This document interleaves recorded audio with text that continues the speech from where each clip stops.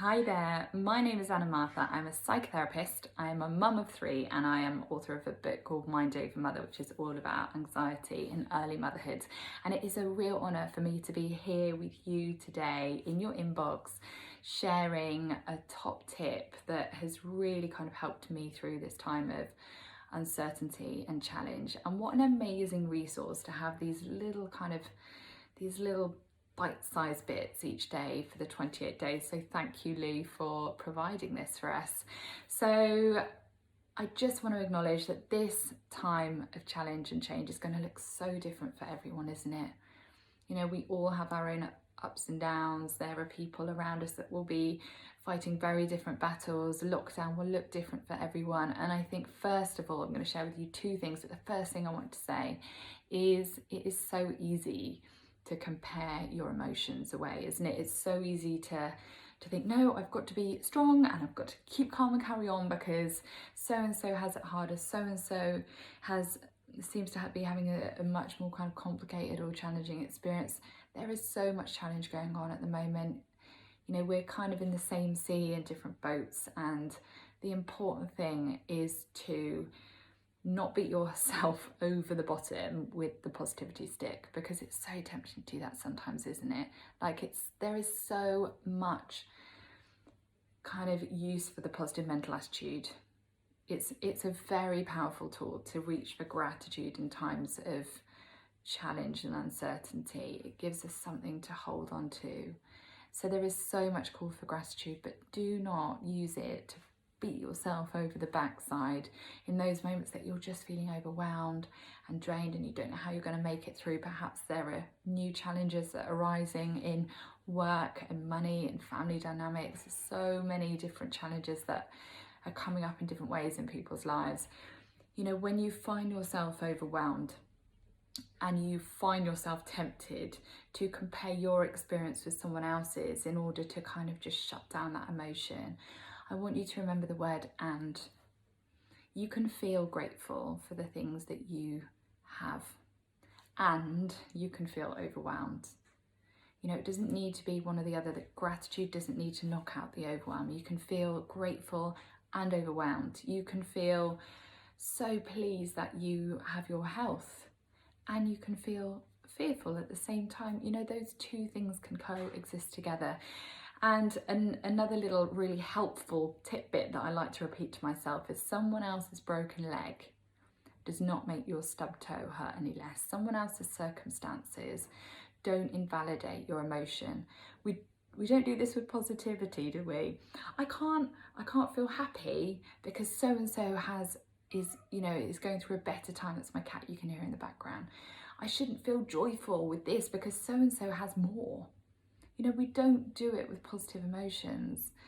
So just be aware of where you are using kind of positivity to push out what are very real, valid human responses to your circumstances. Use that, and you can feel so grateful. Gratitude is an incredibly powerful tool. I highly recommend it. I often turn I've got to I've got to do the washing again. Oh my gosh, it's just relentless, to I get to do the washing again.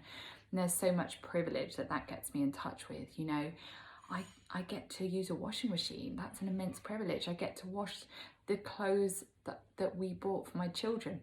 There are two things of privilege in there. We can buy them clothes, they have clothes. That is again a privilege. And the fact that I have children, that is not a given. So just little tweaks like that bring my attention to gratitude, taking my attention from what solely is going wrong and is hard to what is also good and going well in my life and what is right. So it's the and, you know, there are hard things and challenges and there are good things, and neither need to discount the other. And the other mantra that I wanted to introduce you to is maybe one that you've heard before.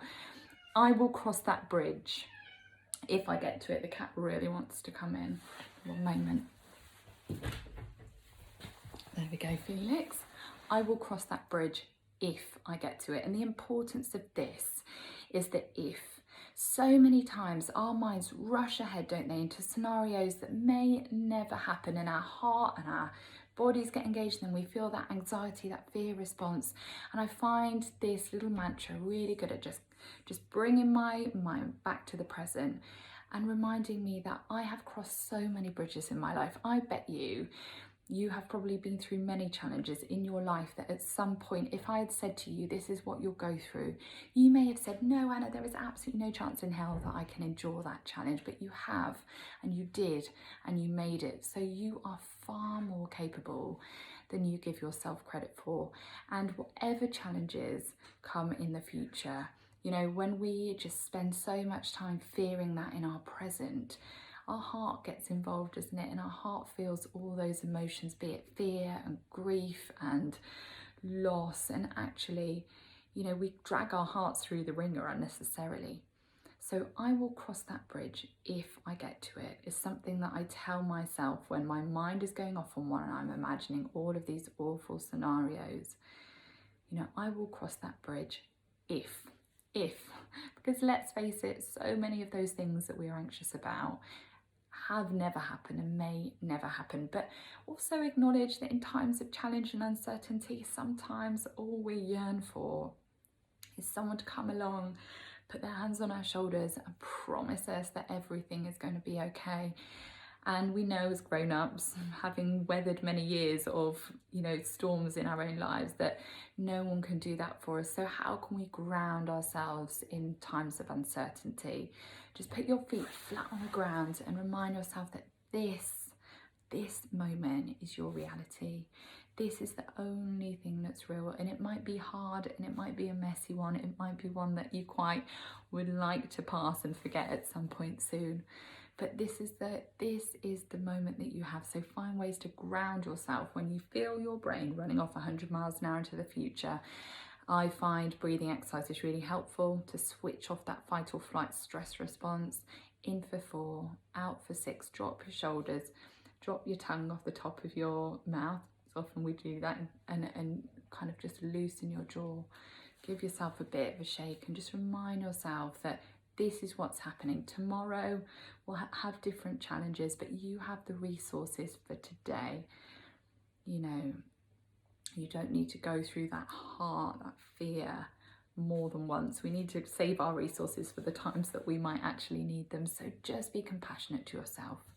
You're having a human response to the circumstances. So try and bring in that compassionate voice. This is where you're at.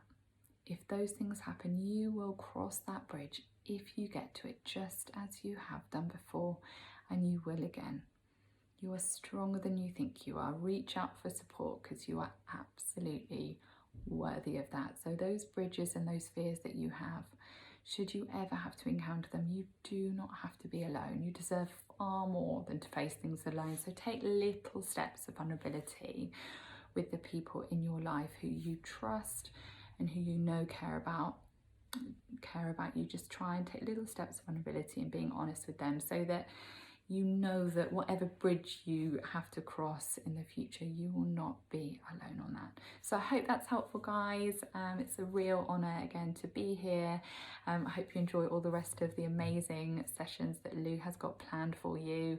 You can find more of my chatterbox ways on as a podcast called The Therapy Edit. I've got courses, downloadable ones on self-worth, anxiety, people pleasing, and I'm on Instagram at Anna Martha. So yeah, maybe I'll see you there soon, but take care. It's hard because it's hard. It isn't easy because it's not. So you're not failing. You're just human. It's hard because it's hard. Take care, guys. Bye.